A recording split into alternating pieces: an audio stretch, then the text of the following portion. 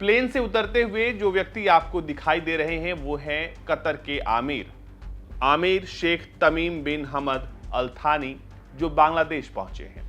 लेकिन आखिर कतर के आमिर बांग्लादेश क्यों पहुंचे हैं, कितने दिनों के लिए पहुंचे हैं, और वो भी तब जब ईरान के राष्ट्रपति पाकिस्तान में हैं और कतर के प्रमुख बांग्लादेश में हैं, तो फिर क्या बात है। तो सबसे पहले बता देते हैं कि आखिर यहां पर क्यों ये दौरा हुआ है।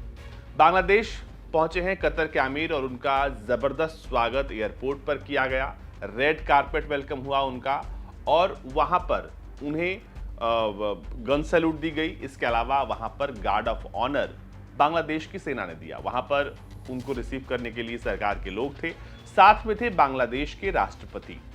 अब बताते हैं कि आखिर दौरा कितने दिन का है। तो 2 दिनों के लिए बांग्लादेश के दौरे पर हैं कतर के आमिर। उनका दौरा इसलिए इंपॉर्टेंट है क्योंकि बांग्लादेश से कतर जाकर काम करने वालों की संख्या बहुत बड़ी है। एक तरीके से ऐसा कह लीजिए कि कुछ ऐसे देश हैं बांग्लादेश के आसपास जहां से सबसे ज्यादा लोग कतर जाकर काम करते हैं। उनमें दूसरा नाम है नेपाल का। तो ये दौरा जो आज वो पहुंचे हैं वो 2 दिनों तक वो रहेंगे बांग्लादेश में।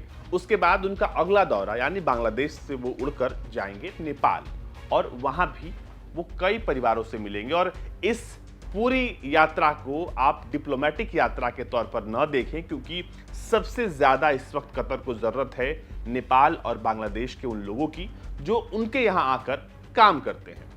क्योंकि बांग्लादेश और नेपाल के जो वर्कर्स हैं वो दूसरे देशों के मुकाबले काफी कम पैसा लेते हैं, और जिसकी वजह से अब कतर जो चाहता है कि उसके यहां से जो लोग वापस आए हैं या फिर किसी भी वजह से उनके साथ कोई दुर्घटना घटी हो, वैसे परिवारों से कतर के आमिर बांग्लादेश और नेपाल में मिलने वाले हैं।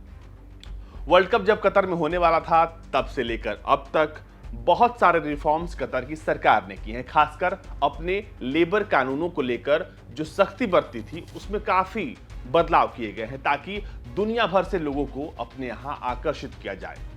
आमतौर पर मजदूरी जैसे कामों के लिए कतर दूसरे देशों की तरफ ही देखता है।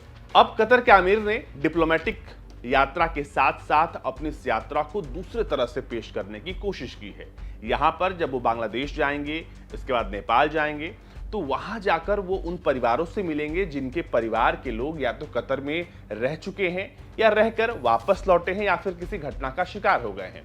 आमतौर पर जो लोग कतर से वापस आते हैं, क्योंकि वहां पर जो मौसम है वो बिल्कुल अनुकूल नहीं है, तो ऐसे में बहुत सारे लोगों को किडनी की प्रॉब्लम, क्रॉनिक डिजीज हो जाती है, जिनकी वजह से उन्हें बहुत ज्यादा समस्या होती है और कईयों को तो अपनी जान तक गंवानी पड़ती है। तो ऐसे में जो फंड्स दोनों सरकारों ने मिलकर बनाई हैं उसके कंपनसेशन से परिवार का गुजारा चलता है। तो ऐसे में अब इस बार बांग्लादेशी और नेपाली वर्कर्स को लुभाने के लिए कतर की सरकार की तरफ से प्रयास है और इसके लिए खुद कतर के आमिर आ पहुंचे हैं।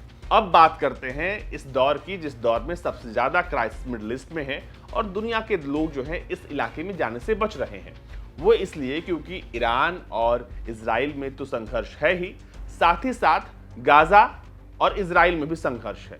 कुल मिलाकर पूरा क्षेत्र इस वक्त अशांति के दौर से जूझ रहा है और लोग जो हैं इन इलाकों से निकलकर बाहर जाना चाहते हैं, और खासकर उन देशों में जो कि मिडिल ईस्ट की उन इलीट देशों की गुट से बाहर है, मतलब एक पूरा जो गुट है जीसीसी का उससे बाहर है, उन देशों में जाकर काम करना बेहद मुश्किल है। तो ऐसे में अब कतर इस नई योजना के साथ आया है कि वो लोगों से बात करेगा, लोगों को अपने यहां बुलाएगा, अपने नए नियमों के बारे में बताएगा और क्या क्या रिफॉर्म्स करने हैं उसे भी कतर लागू करने वाला है।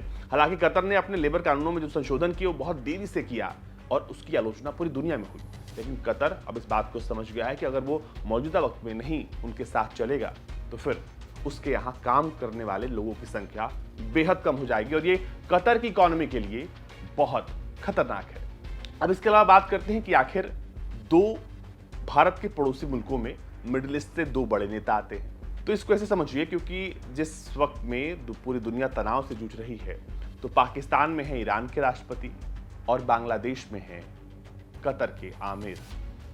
इन दोनों ही राष्ट्राध्यक्षों का भारत का कोई दौरा नहीं है, लेकिन इन दोनों राष्ट्राध्यक्षों के दौरे पर भारत की मीडिया और भारत की सरकार नजर बनाए हुए, क्योंकि यहां पर जो बातें होंगी वो सीधे तौर पर पूरे क्षेत्र को प्रभावित करेंगी।